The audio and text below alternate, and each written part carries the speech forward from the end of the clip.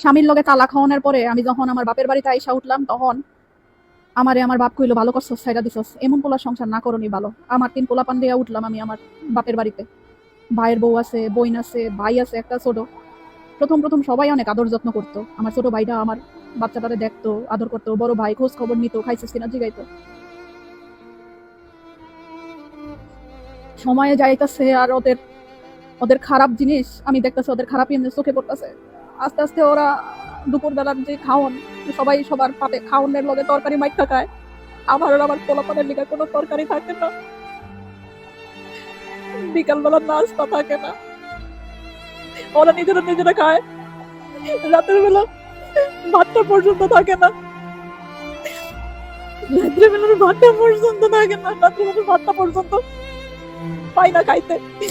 আমি আর আমার 3 বাচ্চা এখন এত বেশি অসহায় হয়ে গেছি, এত বেশি অসহায় হয়ে গেছি যে খাওয়ানো পাই না।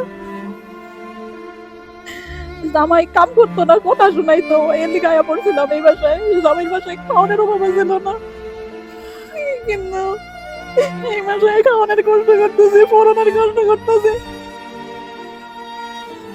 আজকে 2 বছর যাবত ঈদের একটা জামা কিনতে পারি নাই, পোলাপান করে একটা জামা কিনা দিতে পারি নাই।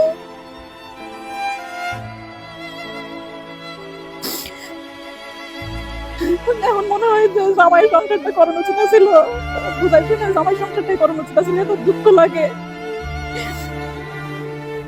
এত দুঃখ লাগে।